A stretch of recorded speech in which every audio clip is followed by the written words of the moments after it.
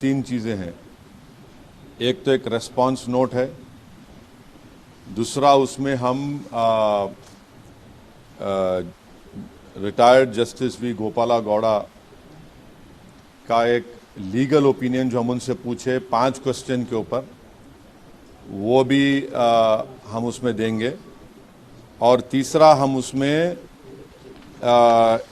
एक position paper में जो 2016 में 21st लॉ कमीशन को दिया था, वो तीनों हम लोग लॉ कमीशन को आज भिजा चुके हैं। तो सबसे पहले यह है कि मैं शुरुआत में मैं शुक्रगुजार रहूँगा हमारे सुप्रीम कोर्ट के फाजिल वकील जनाब एडवोकेट निज़ाम पाशा साहब का कि उन्होंने हमारी बहुत मदद की इस रेस्पॉन्स नोट को तैयार करने में, बल्कि उनकी बहुत ज़्यादा मेहनत उन्हीं की रही। पूरा उन्हीं का पूरी इसमें जुस्तजू थी, मेहनत थी, और उनके ताउन से उनकी पूरी मदद से ये एक रेस्पॉन्स नोट हम तैयार करें। तो अब इंशाल्लाह अभी आपको एक थोड़ी देर में ये तीनों नोट्स हम लोग आपको दे देंगे। मेरी आपसे गुजारिश ये है कि मेरे को थोड़ा टाइम दीजिए आपको पढ़ के सुनाने के लिए, वरना अगर आप शॉर्ट में चाह रहे तो मैं दे देता हूँ ये आप लोगों को, क्योंकि मैं ये चाह रहा हूँ कि नहीं 3 पॉइंट नहीं है, वो ऐसा नहीं है आशीष। देखिए ये 2 मिनट बाइट नहीं हो सकता, तो आप सुन लीजिए एक 10 मिनट के लिए मेरी बात को, और उसके बाद आप लोग जो भी सवाल करना है करिए। तो सबसे पहली बात तो ये है कि ये जो नोटिफिकेशन 22nd लॉ कमीशन का आया था जून 14 को, जिसमें उन्होंने पूछा कि व्यूज़ दीजिए on the issue of uniform civil code, मगर उस नोटिफिकेशन में लॉ कमीशन कोई प्रपोजल नहीं देता, सिर्फ उसमें हवाला देता 21st लॉ कमीशन का। और 21st लॉ कमीशन जो consultation on paper on reforms of family law दिया था 31 अगस्त 2018 को, वही उसका हवाला दे रहे हैं उन्होंने, और उसका जवाब हम दे चुके एज हमारी पार्टी तरफ से। तो ये सबसे बड़ी उसमें गलती है, और ये कोई कोइंसिडेंस नहीं है कि एग्जैक्टली 5 साल के बाद फिर से लॉ कमीशन ये एक्सरसाइज को अंडरटेक कर रहा है यूसीसी के बारे में। माने क्लॉकवर्क की तरह हर जनरल इलेक्शन से 5-6 महीने पहले भारतीय जनता पार्टी इस इशू को उठाती है यूसीसी को, और मकसद एक ही है कि एटमॉस्फेयर को विशिएट करना, पोलराइज करना इलेक्टोरेट को, ताकि आने वाले जो 2024 के चुनाव है उसमें उनको कोई सियासी फायदा मिल सके। अब आप ये समझिए कि जून 14, 2023 को जो उन्होंने पूछा यूनिफॉर्म सिविल कोड के बारे में, हाँ, मगर वही कंसल्टेशन पेपर के बाद जस्टिस चौहान साहब क्या बोले, that a uniform civil code is neither necessary not desirable at this stage. ये बोले उन्होंने। ये यानी इनका कॉन्ट्रडिक्शन देखो आप 22 लॉ कमीशन का। और दूसरी बात यह है, वो उन्हें बताते भी नहीं कि what is a uniform civil code. ये जो 22वां लॉ कमीशन है, बताते भी नहीं what is a uniform civil code. 21वां लॉ कमीशन चौहान साहब का, तो वो तो अलग ही ओपिनियन दिए, ये नहीं बताते। अब आप आ जाइए कॉन्स्टिट्यूएंट असेंबली के डिबेट्स के ऊपर, जिसमें इसमें एक साफ तौर से कहा गया था बाबा साहेब अम्बेडकर के बारे में। अम्बेडकर ने कहा था, मैं आपको पढ़ के सुनाता हूं। One of the solution proposed by Baba Saheb Ambedkar was that parliament में make the uniform civil code optional. It will be available to persons who wish to opt out of their personal laws. Dr. Ambedkar further assured the members of Constituent Assembly that therefore no one need to be apprehensive of the fact that if the state has the power, the state will immediately proceed to execute or enforce that power in a manner that may be found to be objectionable by the Muslims or by Christians or by any other community in India. We must all remember, including members of Muslim community who have spoken on the subject, though no one can appreciate their feelings very well, that sovereignty is always limited, no matter even if you assert that it's unlimited, because sovereignty in the exercise of that power must reconcile with itself the sentiments of different communities. अब important सुनिए आप, no government can exercise its power in such a manner as to provoke the Muslim community to rise in rebellion. I think it would be a mad government if it did so, but that is a matter which relates to the exercise of power and not to the power itself. So, it is clear from the text of Article 44 itself, as the debates in Constituent Assembly, that UCC was contemplated an exercise that involved disruption and upheaval to yield one size fits all. And therefore, notes of caution were sounded, including the need for it to temper with optionality. ये एक है. दूसरी बात ये है कि the exercise of the reform of specific personal laws of individual religious communities proposed in the consultation paper, yani consultation of 21st Law Commission, that it finds its basis not in Article 44 but in entry 5 of list 3 of 7th schedule of the Constitution. Such an exercise of codification or alteration of individual laws of individual communities requires a more focused consultative process with draft laws being placed for comment and the participation of stakeholders from the affected communities being sought. As such, the consultation paper, just by virtue of sheer breadth of issues it has covered, was grossly unequal to the task it set out for itself.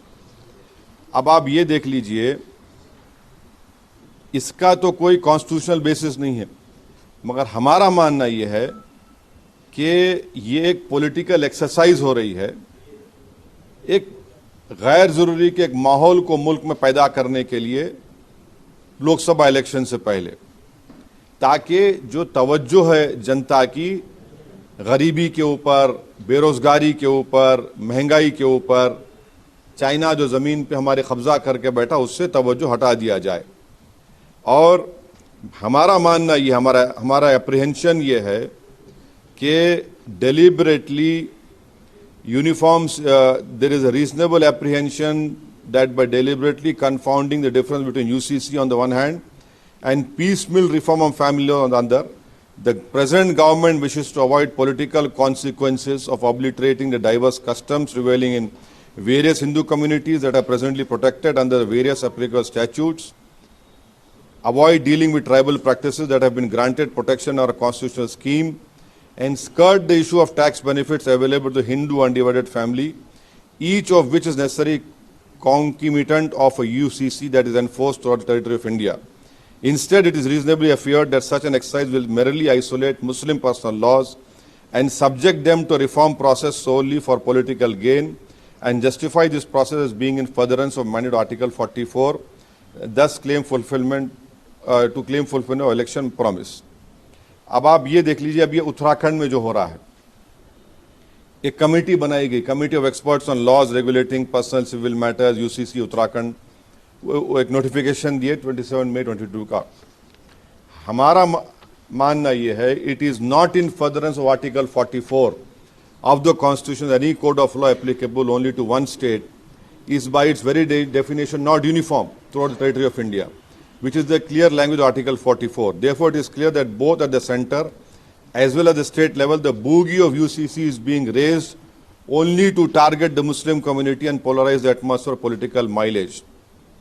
अब आप ये देख लीजिए, हमारा जो अब previous objection का first point क्या है, इस देश में इमेंस डाइवर्सिटी है विद इन वेरियस ग्रुप्स और द लीगल ट्रीटमेंट. अच्छा, जो legal treatment which is meted out to cultural communities differs immensely and is non uniform. For example, Muslims and Christian citizen of the country cannot access tax rebate under income tax act available to Hindu undivided families. This reflects not only a mistreatment of how Muslim Christian 71G का हवाला दिए, नागालैंड, मिजोरम का, और फिर अपने opinion में justice honourable Gopal Gowda साहब ये भी दिए लिखे हैं, इवन द हिंदू कोड, मैं इसको छोड़ रहा हूँ, बहुत सी आप पढ़ सकते बाद में, even the Hindu code which sought to create uniform law governing all Hindus is not uniform. Even the Hindu code which sought to create a uniform law governing all Hindus is not uniform in some of the most fundamental aspects of family law, The validity of marriage is linked to the customs and ceremonies of the particular community. The inheritance rights of the members of family is different for communities in Kerala and Tamil Nadu. Who is capable of being adopted also depends on the custom and usage. The Hindu Minority and Guardianship Act 1956 does not automatically apply to members of scheduled tribes. The claim that since Hindus, अब जो claim करते ये UCC होना बोल के, the claim that since Hindus are governed by uniform law, why not everyone else falls flat? Why not everyone else जो बोलते, it falls flat at the very first step. The law is not uniform for all Hindus in the first place. While no doubt the Hindu code makes several aspects of Hindu personal law uniform, it leaves custom and local practice undisturbed in several aspects. अब BJP के UC बोलते है ना, गोवा में है. Even the much touted example UCC, the Portuguese Civil Procedure Act 1939, applicable to all communities in Goa, इसमें भी exception है. क्या exception है? It has different rules for Catholics, different rules for other communities, and it even recognizes bigamy for Hindus. अगर कोई Hindu lady को 25 और 30 साल के दौरान बेटा नहीं हुआ तो उनके हस्बैंड सेकंड शादी कर सकते गोवा में, ये उसमें है. If UCC, Justice V. Gowda साहब लिख रहे, if UCC is really about uniformity, it will remove the requirement of religious ceremonies for the validity of marriages, abolish the concept of co-parcenary property, and remove all distinctions between converts and non-converts over the inheritance property. देखो आप, remove distinction between converts. Hindu marriage law में divorce का ground है कि अगर के husband and wife convert हो गए, वो डिवोर्स का ग्राउंड है. डिवोर्स का ग्राउंड है वो भी. If uniformity in all respects not desirable, then that is an acknowledgement of the folly of promoting UCC without understanding the specifics of what it entails. If the goal is to address inequities in personal law of different religions, such inequities must be addressed on their own terms instead of demanding adherence to UCC. Whether it is the courts, the Constituent Assembly, or even those who are proposing the UCC as a panacea to gender inequality in laws or national integrity, no one seems to have a clear conception of what a court would actually look like. तो ये हमारा note justice V Gopala Gowda, honourable justice V Gopala Gowda साहब का legal opinion, और हम जो position paper दिए थे 2018 में 21st लॉ कमीशन को, वो सब ये बता रहा है कि यूसीसी की इस देश को जरूरत नहीं है. और अगर आपको मेरी बात का यकीन नहीं है तो जस्टिस BS चौहान जो 21st लॉ कमीशन में क्या बोले थे वो भी सुन लो आप, वरना आप लोग ब्रेकिंग न्यूज बोल के ओवैसी को सूली पे चढ़ा देंगे. Cultural diversity cannot be compromised to the extent that our urge for uniformity in itself becomes a reason for threat to the territorial integrity of the nation. इतना बड़ा स्टेटमेंट जस्टिस BS चौहान दिए थे. ये है चीज है. तो आपको इंशाल्लाह अभी आपको हमारे लोग वो ये पूरे नोट्स जो हमारा रिप्लाई है लॉ कमीशन को आपको दे देंगे. आप लोग आराम से पढ़िए उसको, और मुझे यकीन है कि आपके पढ़ने के बाद आपके जहन में कोई सवाल पैदा नहीं होंगे. नहीं, मैं आप अगर पढ़ने के बाद, अभी तो पूछ लो आप, मैं बैठा जरूर हूं. पढ़ने के बाद अगर आप पूरे इखलास के साथ उसको पढ़ेंगे, पूरी सिंसियरिटी के साथ आप पढ़ेंगे, तो आप पोजीशन समझेंगे हमारा, आप पोजीशन समझेंगे. देखिए, जब आप मेरे को देखते ना, आप मेरे को देखते तो आप, मैं आपके साथ क्यों बन जाऊं, आप मेरे साथ क्यों बन जाएंगे. आप मेरे को देखो, मैं, हाँ भाई मैं हूं, मैं एक इंडियन मुस्लिम हूं, एक आदिवासी है. आप कैसा अपना ओपिनियन आदिवासी पे डालेंगे, एक मुस्लिम पे डालेंगे. अच्छा, मुसलमानों में शिया भी है, उनका जाफरी स्कूल ऑफ थॉट है. मुसलमानों में हनफी है, शाफाई है. यूनिफॉर्म सिविल कोड की आप बात कर रहे, अभी मिताक्षरा स्कूल ऑफ थॉट है, उसमें ज्यादातर वो उसमें दया भागा लेके आएंगे क्या आप लोग? बोलो हमारे को. मिडिल ग्राउंड क्यों नहीं? मिडिल, देखिए मिडिल ग्राउंड, देखिए आपका सवाल क्या है. डाइवर्सिटी है, सही बात है, लेकिन आपका सवाल बोलो मेरे को. आप नहीं, आप ओपिनियन, आपका सवाल बोलो। यूनिफॉर्मिटी क्यों नहीं देखते आपके सजेशंस में? यूनिफॉर्मिटी क्यों नहीं देखते? अच्छा सुनिए, सब रिलीजन एक आप बोल दिए ना, सुनो इसका सवाल ये है ना, स्पेशल मैरिज एक्ट है, यूनिफॉर्मिटी नहीं आ रही उसमें। अरे स्पेशल मैरिज एक्ट है, जुवेनाइल जस्टिस एक्ट है, इंडियन सक्सेशन एक्ट है, आप ले लो, उसको इस्तेमाल करो ना, क्यों नहीं कर रहे? स्पेशल मैरिज एक्ट में भी आप सक्सेशन में एग्जेम्पशन दे दिए, उसमें मुसलमान नहीं आते। अब उसमें एक्सेप्शन दे दिए, आदिवासी अप्लाई नहीं होता। स्पेशल मैरिज एक्ट है, अब यूनिफॉर्मिटी क्या आप बोल रहे? जुवेनाइल जस्टिस एक्ट है, इंडियन सक्सेशन एक्ट है आपका, ने इस्तेमाल करो ना आप। तो सभी को एक कॉमन ग्राउंड में लाना, नहीं, सबको देखिए, सबके लिए है वो स्पेशल। यूनिफॉर्मिटी लाएंगे नहीं, कैसा लेके आएंगे आप बोलो आप?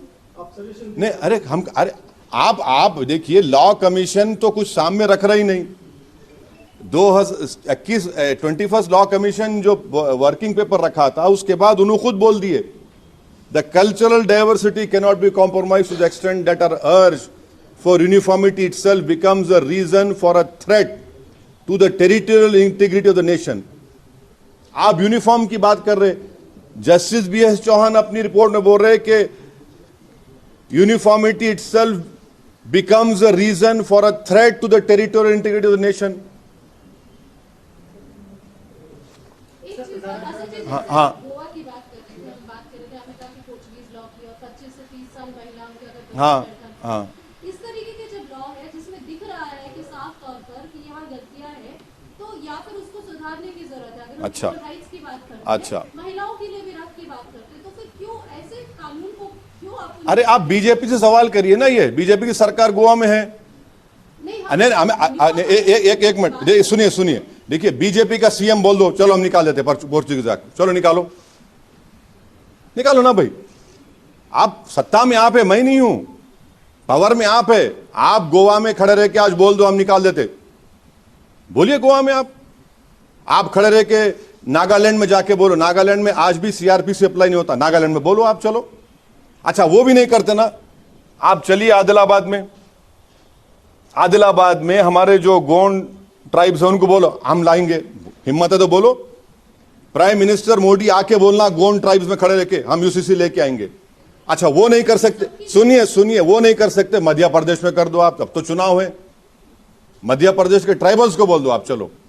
एक मिनट, आ रहा हूं प्यारे, आ रहा हूं, नहीं छोड़ने वाला हूं मैं।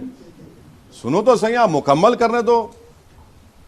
आप मध्य प्रदेश में नहीं बोलेंगे, राजस्थान में नहीं बोलेंगे, हाँ? अच्छा, झारखंड, एक सुनो, ठहरो माजरा, ठहरो जरा, मेरी बात तो सुनो। झारखंड में हमारे दोस्त आते, छोटा नागपुर टेनेंसी एक्ट निकाल सकते हैं आप, 1908 निकालिए, छोटा नागपुर टेनेंसी एक्ट जो ट्राइबल्स के जमीन की हिफाजत करता, आप निकाल दो।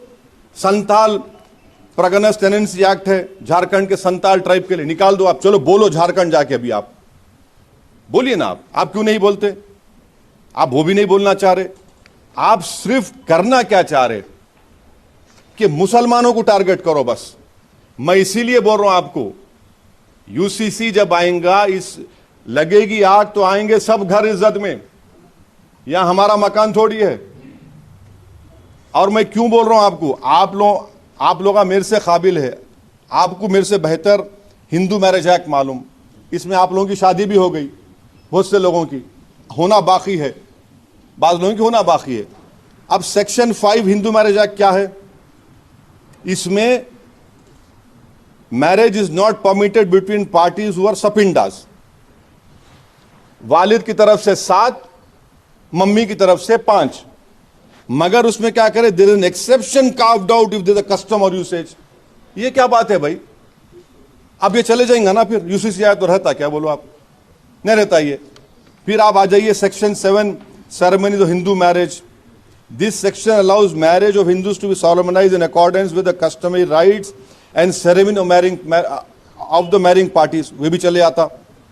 सेक्शन 22 चले जाता। अब आप देखते जाओ, इसमें बहुत सी चीजें हैं। हिंदू सक्सेशन एक्ट है, उसमें सेक्शन 5 आप देख लीजिए, सेक्शन 6 है, ये बहुत सी चीजें हैं। अच्छा, और एक चीज, हमारे तमिलनाडु के कोई है यहाँ पे, तमिलनाडु के नहीं, तमिलनाडु में Hindu marriage act, Tamil Nadu amendment act 1967 applicable only to Tamil Nadu, ये भी चले जाएगा। बहुत सी चीजें हैं।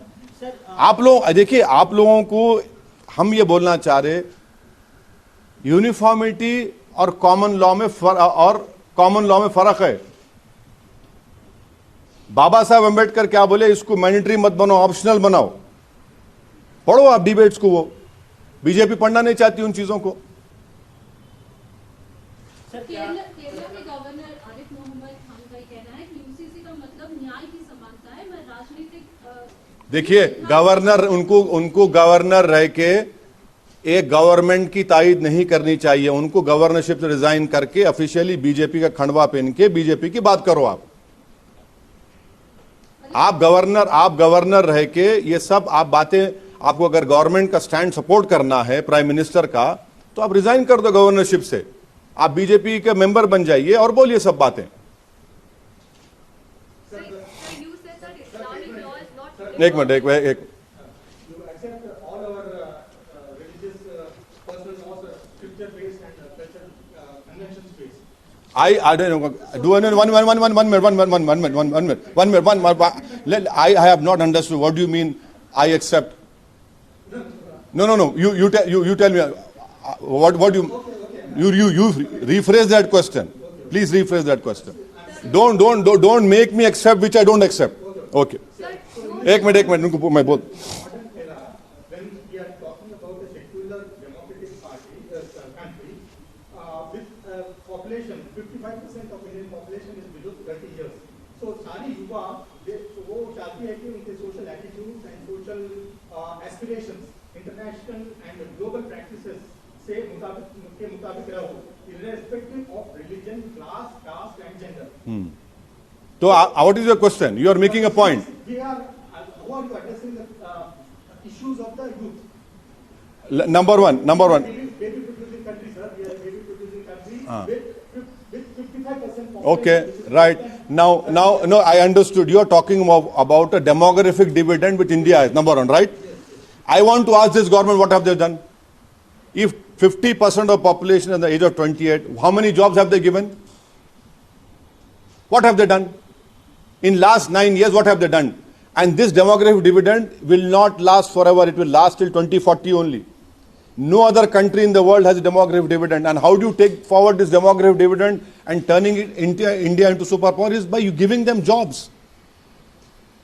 And do you know that in the government of India data says, which came out recently, that in 2021, 1,80,000 Muslims are missing from higher education. Who's responsible for that? Please tell me. Various states, and the only state where the rate has not dropped is Telangana. What has this government done? You have stopped the fellowship of Maulana Azad to minorities, which includes Muslims in that. You have restricted pre-matric scholarship.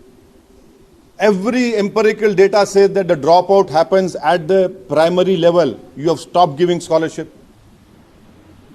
And thirdly, country like Singapore and Israel, their law accepts Muslim personal law. For Israeli Muslim citizens, Muslim personal law is there. In Singapore, Muslim personal law is there.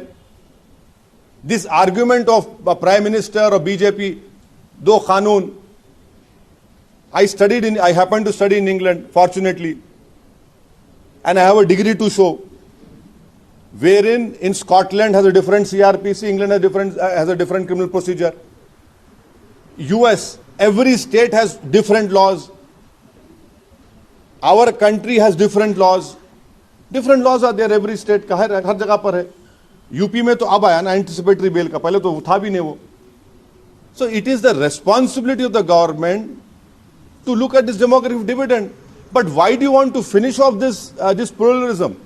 That is my concern. And एक minute इसको बोल. Sir, with regards to any religion, it's not perfect. And you've said that, I may have missed a word here, but Islamic law is not uniform, context-based and culture-based. And you've used another word that I've missed. What I want to ask you is, just hold on. You see, in Islam, you have Shias who follow the Jafri school of thought, Imam Jafar as-Sadiq radiyallahu ta'ala anhu. You have Hanafis, which are majority in India. Then you have Shafais. The Kachi Memons have also their own customary practices are there. This is what I meant. There is so much of pluralism in this. And it is there. sir, just adding on. Yeah. With regards to polygamy and issues of succession, in issues of succession, you've given a detailed First come to polygamy. That is more interesting to me. Sir, I'm just Because I am happy only with one. आप बोलिए. successor of a deceased, if a successor of a deceased is male, they don't have any issues, the property goes to him. But if Property the- goes to? So if the deceased person has 2 daughters and the daughter's property is divided between uncles and other families also. In Under Sharia law. Okay. And what about in Hindu law? Sir, my question. No. What about Hindu? Hold on. See, what about Hindu law? What about Hindu law? बोलो Hindu law कभी तो बोलो. देखिए madam, देखिए आप मैं आपको बोल रहा हूँ. What about Hindu law? Hindu law में क्या है बोलो आप? सुप्रीम कोर्ट का एक केस है उसमें. Sir, that is my नहीं सुने. uniform law will fit And all no, these that you are deliberately missing one point. I am not attributing motives to you. You are protected under customs as a Hindu to do what you want to do. That is what I am saying. आपको protection है custom का. मैं ये बोल रहा हूं कि मैं आपको 1-2 दिन में एक चार्ट बना के आप सबको देता हूं कि मुस्लिम महिलाओं को कितने प्रॉपर्टी के शेयर्स मिलते. सबसे ज्यादा शेयर मिलता मुस्लिम महिलाओं को. 10 जगहों से मिलता. 10 जगहों से मिलता. ये आप एक एग्जाम्पल दे रहे. अरे उसका क्या वजह है आपको बता रहा हूं मैं. उसकी वजह क्या आपको बता दूंगा मैं. 10 मैं अनफॉर्चुनेटली मैं देर हो गई मेरे को रात में. मैं आपको कल ही देता हूं मना कि आज शाम तक देता हूं. आप देख लो, देख के फिर आप क्योंकि आपके सर्वे में आप करे वो सब चीजें हो. नहीं ठीक है, नहीं ठीक. वो आपको 10 जगहों से मुस्लिम महिलाओं को प्रॉपर्टी का शेयर मिलता. उसमें है चीजें ये. The Kerala में हाल ही में एक couple they converted to a different Hinduism, in fact, to secure the future of their daughters. Otherwise, the property will go to the brothers now or the sisters. Do you think that? And it's not just, my question is not just pertaining to Islam. Even with Hindus or any kind of religion, there are these aspects which are controversial. Don't you think a uniform civil code will address those concerns? And why are you attributing that this is going to be a Hindu civil code? Exactly it is. Exactly it will be, because it will be majority and morality which will be imposed on the minorities and the Adivasis and the Christians and the Sikhs. You are against the 2 forms of talaq which are legally available to me. You want me to give divorce on the basis of how divorce is given within the Hindu community. Why should I follow you? Why should I follow you? मैं क्यों follow करूं आपको? आपका तरीका क्यों अपनाऊं मैं? आपको पूरी इजाजत है आपका तरीका डिवोर्स का, आप करिए. आप मेरे को क्यों बोल रहे हैं आप? यानी मैं 7 साल तक 4-4, 5-5 साल तक खींचता रहूं, वो दिखाऊं मैं? भाई इररिकंसिलेबल डिफरेंस बता रहा हूं. मेरे को तलाक हो जाता. 125 CRPC है मेंटेनेंस के लिए. ट्रिपल तलाक तो खत्म हो गया ना. अब तो आप चीखा नहीं मार सकते, रो भी नहीं सकते. अब आप है ही नहीं. अब ट्रिपल तलाक का मैं 3 मरतबा स्पीचेस में बोला कि ट्रिपल तलाक will be a grave injustice to Muslim women. It is happening now practically. आप दारुसलाम में बैठो मेरे साथ, छोड़ के भाग गया साहब, छोड़ के भाग जा रहा हूं उन्हें. उसके वजह हम क्या बोले थे कि निकाह नामे में आप ये लिख दो. निकाह नामा इस्लाम में शादी एक कॉन्ट्रैक्ट है मैडम. हिंदुइज्म में जन्म जन्म का साथ है. हमारे को 1 जन्म काफी है बीवी के लिए. हो शादी में शादी होकर 28 साल हो गए, ये हाल हो गया मेरा. और क्रिश्चियनिटी में marriage is made in heavens. हमारे पास कॉन्ट्रैक्ट है. कॉन्ट्रैक्ट में लिखो आप. हम बोले पार्लियामेंट वाले, यू राइट दिस इन, आप लॉ बना दो कॉन्ट्रैक्ट में. अगर आप ट्रिपल तलाक देंगे तो मेहर का 200% बढ़ के देना. और breach of contract will lead to criminal case also. नहीं, आप क्रिमिनलाइज कर दिए मोदी जी उसको। अरे निकाह कॉन्ट्रैक्ट है, उसको क्रिमिनलाइज कर दिया आप, और वो भी सबसे ज्यादा सजा 2 साल की सिर्फ मुसलमानों को है, दूसरों को नहीं है। आप देखते जाओ कैसा आ रहे हैं लोग, वही तो हम बोल रहे हैं आपको। सर आपने कहा कि नोटिफिकेशन लॉ कमीशन ने व्यू पूछा है, कोई प्रपोजल नहीं मगर उसमें आशीष, उसमें वो लोग क्या किए, उन्होंने उसमें हवाला दिए 21st लॉ कमीशन का, उसी उसमें नोटिफिकेशन में। तो हम ये बोल रहे जब आप वो दे रहे हैं तो फिर आप खुद उसको मान रहे हैं उस रिपोर्ट को, जस्टिस चौहान साहब की।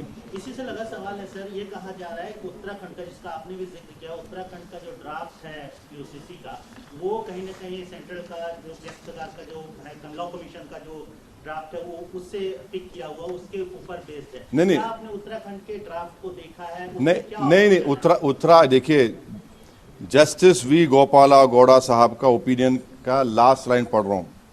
Therefore, I am of the view that the Uttarakhand state government enacting the statutory enactment of UCC is not sustainable in law.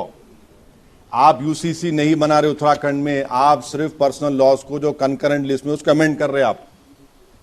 अच्छा, दूसरा सवाल था आपका पॉलीगमी का, आंसर नहीं दिया मैं आपको रिक्वेस्ट करूंगा, टाइम्स ऑफ इंडिया अखबार है जुलाई 28, 2022 का, आप पढ़ो उसको।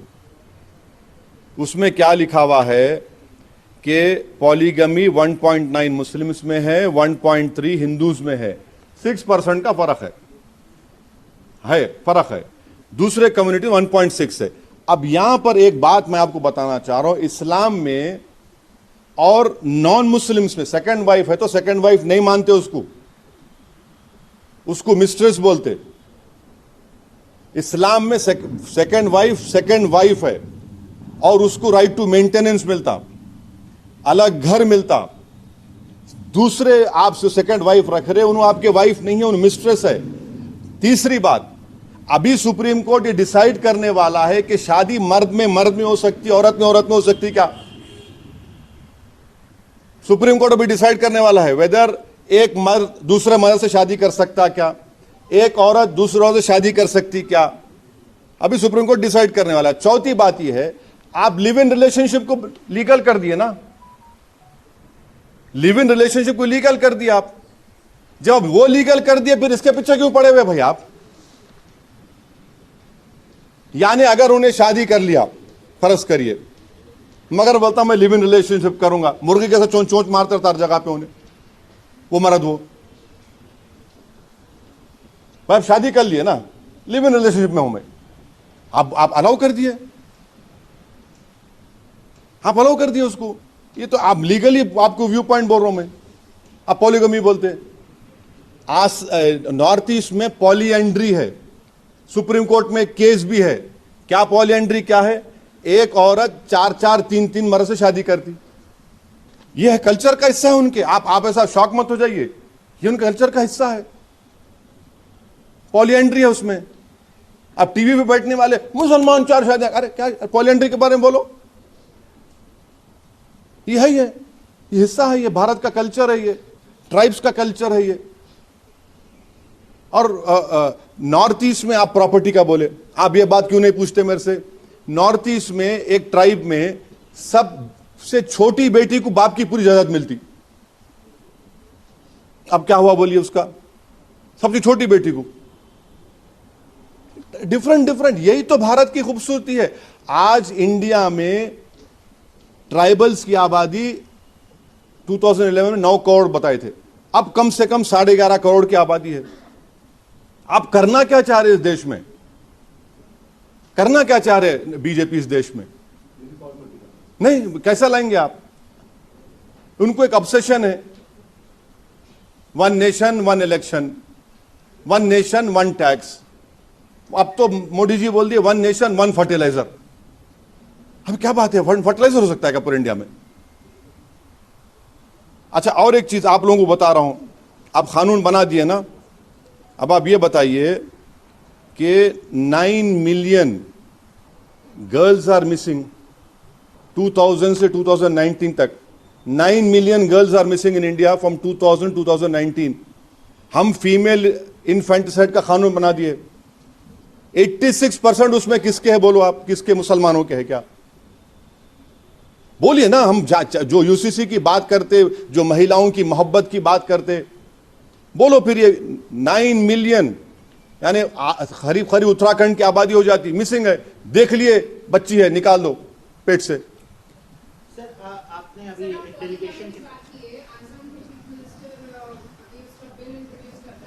हाँ, आसाम के चीफ मिनिस्टर अगर बिल इंट्रोड्यूस करेंगे तो उन्होंने आसाम के ट्राइबल पे लागू करेंगे।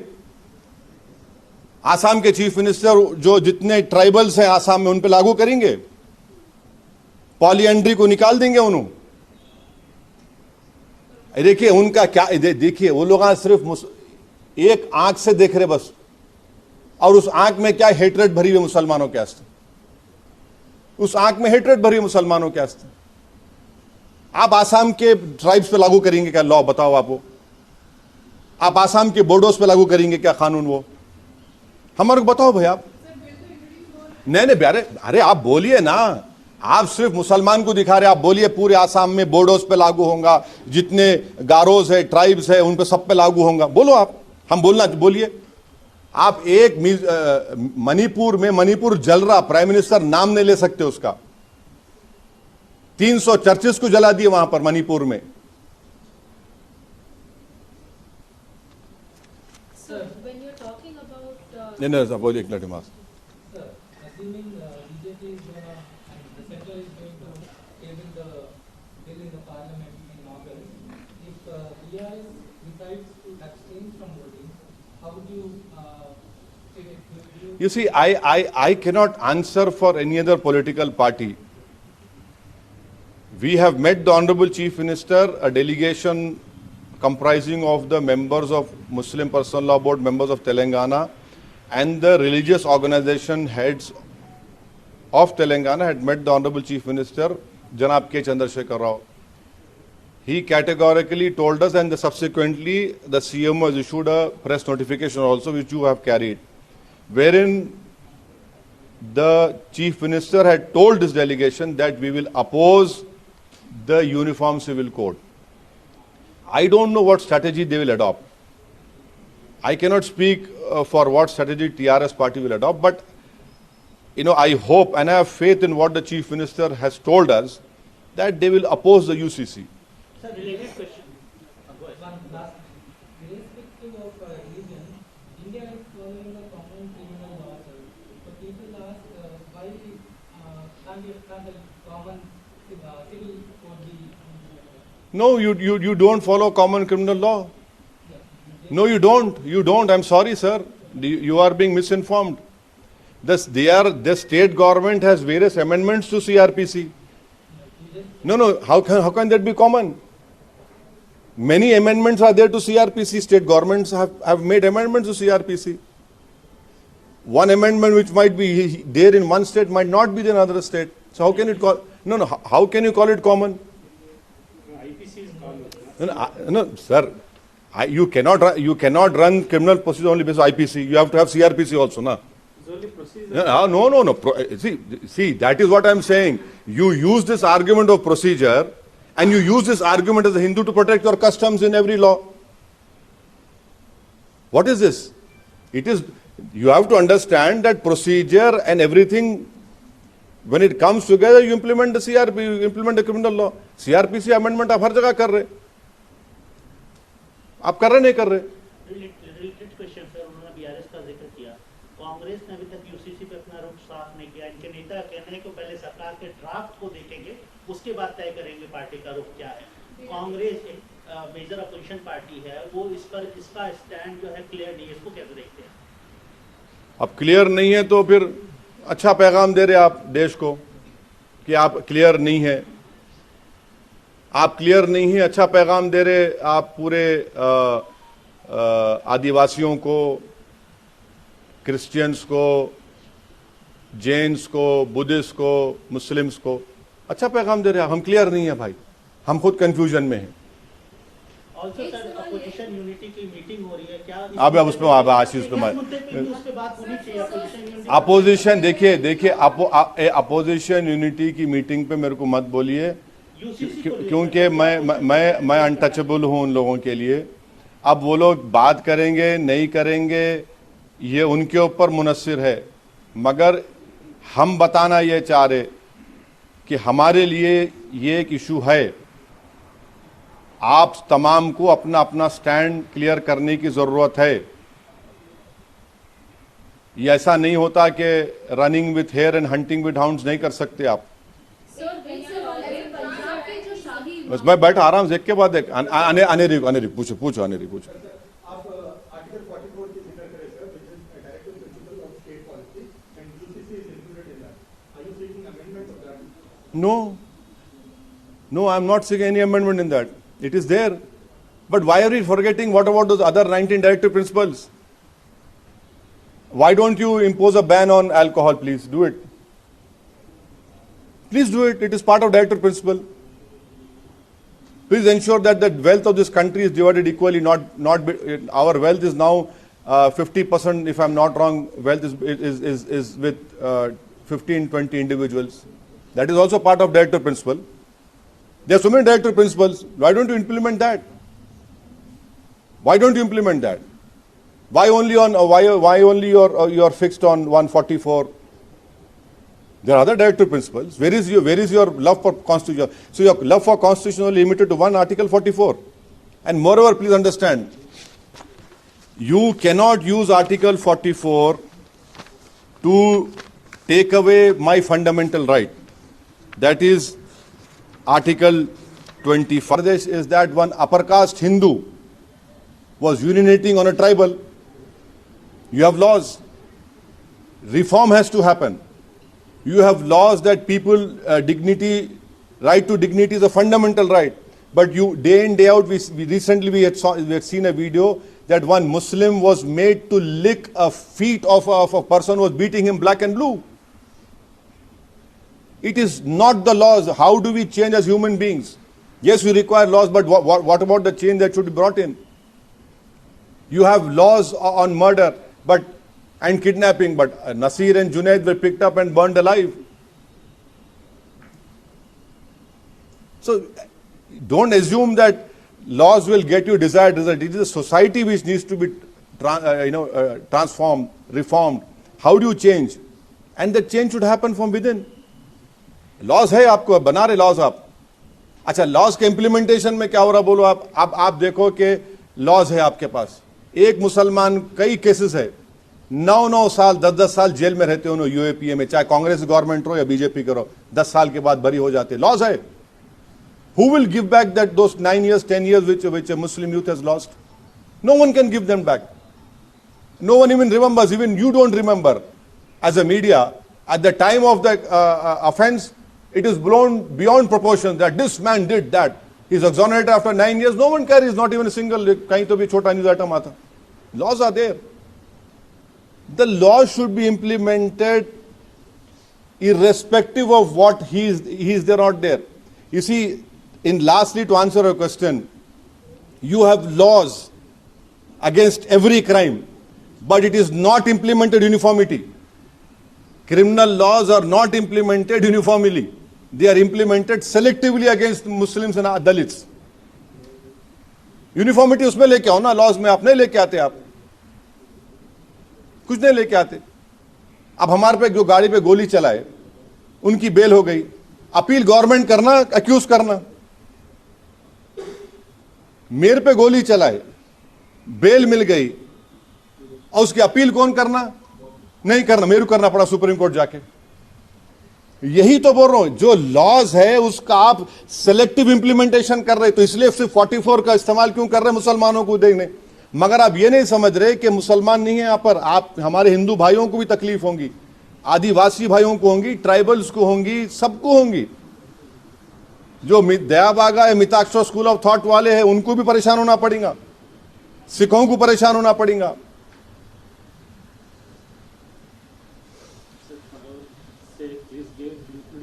हो गया कम, अब क्या कम, आई हैव डन सर। अब अलग सुख गया, कितना बोल रहा हूँ, हो गया। नहीं, पानी की जरूरत नहीं है, बहुत बोल सकता हूँ। वो पानी पिलाना हमारा काम, पीना हमारा काम नहीं है। हाँ, बस है, बहुत हो गया। You read my note, it is it is self explanatory. हाँ, लाइव कैसा वो जुम्मा है। रिलीजियस टेक्स्ट में ये लिखा हुआ है कुरान करीम में कि आप 4 कर सकते मगर एक आपके लिए अच्छा है, आप इंसाफ करो, जस्टिस करो बोल के आया कुरान में। और जस्टिस करना बहुत मुश्किल है इंसान के लिए, बहुत मुश्किल है। और देयर इज अ हदीस, अगर कोई आदमी 2 बीवी शादी करता या और उसके अच्छा इक्वल बर्ताव नहीं करता तो स्ट्रिक्टेस्ट पनिशमेंट है on the day of judgement. Prophet Mohammad सल्लल्लाहु अलैहि वसल्लम फरमाए कि वो आदमी जो दुनिया में अपनी 2 बीवियों से इंसाफ नहीं करेगा, on the day of judgement when Allah सुब्हानहू व तआला will be judging our deeds, he will be giving, उस दिन वो आदमी will come with his half body, वो अपने आधे धड़ से रेंगते हुए आएगा और लोग बोलेंगे वो आदमी है जो अपनी बीवी से इंसाफ नहीं करता था। स्ट्रिक्टेस्ट पनिशमेंट है। मगर एट द सेम टाइम अगर सेकंड मैरिज करते तो मुस्लिम पर्सनों में बीवी है, मैरिज है, उन्होंने वाइफ है, उन्होंने मिस्ट्रेस नहीं है, उनको इस सोसाइटी में इज्जत मिल रही कि ये औरत बीवी है। अब आप मेरे को बोलो कि किसी को बीवी बोलना अच्छा है या मिस्ट्रेस बोलना अच्छा है? मैरिज, हाँ, वो तो recognition है ही नहीं। अरे मैडम, मगर आपको मैं हवाला दे रहा हूं ना, हमारे हिंदू भाई में 1.3% में हिंदू सेकंड वाइफ है। अच्छा, अभी तो सुप्रीम कोर्ट तय करेगा मैरिज बायोलॉजिकल मैन और बायोलॉजिकल मैन में हो सकती क्या, बायोलॉजिकल वुमेन या बायोलॉजिकल वुमेन हो सकती क्या, वो सुप्रीम कोर्ट तय करेगा अभी। और अब आप लिव इन रिलेशनशिप अलाउड कर दिए। बाबा साहब अंबेडकर लॉ माने उसको, शरीयत एप्लीकेशन एक्ट 1937 को, नेहरू माने, के मुंशी माने, सरदार पटेल माने। आप जब उस जमाने में इसको लॉ माने आप, यानी अगर आप देखा जाए तो क्या नरेंद्र मोदी के मुंशी से बड़े हैं? नहीं है ना। वो लोग लॉ माने उसको, कॉन्स्टिट्यूंट असेंबली के जो हमारे फोर फादर्स दोनों माने उसको लॉ। आज आप बोल रहे नहीं उसको हम कुछ करेंगे। और प्राइम मिनिस्टर बोलते वो इस्लामिक कंट्री। अरे क्या मेरे क्या करने का है भाई, ये मोनार्की है, वो मोनार्की है, वो बादशाहत है वहां पे। वो कंट्री में ऐसा होगा, हाथ काटते क्या, चोरी का कानून हाथ काटते क्या आप? वो बात ही नहीं है ना।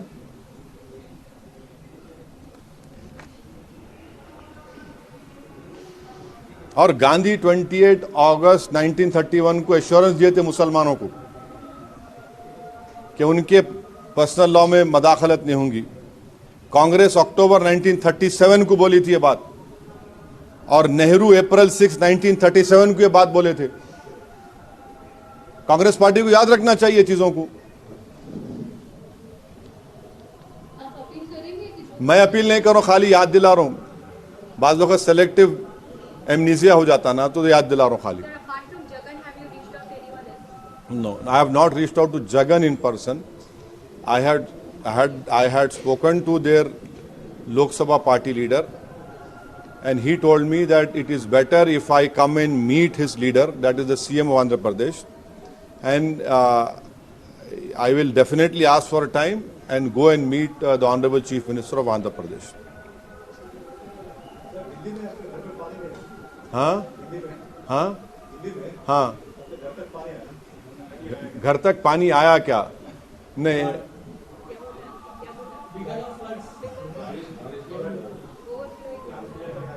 अब मैं क्या बोलूं इसके ऊपर। हमारे को चप्पलों से मार रहे, हमारे गाय के नाम पे काट दे रहे। आप मेरे को पूछ रहे घर में पानी आया नहीं आया, डुबा के मार दे रहे। बा पानी आया क्या नहीं आया पूछ रहे आप। क्या बोलना आपको भाई? नहीं, अभी मेरे को तो नहीं मालूम नहीं क्या है। बुरा हाल है, बहुत बुरा हाल है। बहुत उससे बुरा हाल तो हिमाचल में है। हिमाचल में बहुत बुरा हाल है, इतने लोग मरे वहां पर, बहुत अफसोस की बात है। अब आप और एक यूनिफॉर्म सिविल कोड बोल रहे ना, हमारे जैन भाई है, उनके जो जैन गुरु है उनको कपड़े नहीं पहनते ना। आप कपड़े नहीं पहने तो आप पे केस बुक हुआ था। वो नहीं, उनका रिलीजियस बिलीफ है वो। और मैं ये बात कर रहा हूं तो मैं कंडेम करता हूं वो जो कर्नाटका में जैन महाराज को जो मारे, मर्डर जो है कंडेम इट, मगर उनको प्रोटेक्शन दिए ना आप। अगर आम आदमी नए कपड़े पहना तो फौरन केस बुक हो जाता आप पे, मगर उनका बिलीफ है, उनको उसको एक्सेप्ट कर रहे, इज्जत दे रहे, एहतराम कर रहे उसका। यही तो भारत की खूबसूरती है। हाँ हिंदू में भी तो नागा साधु है भाई, वही तो हम बोल रहे हैं ना कि उनका कल्चर है ना, उनका कल्चर है, उनका वो तौर तरीका है।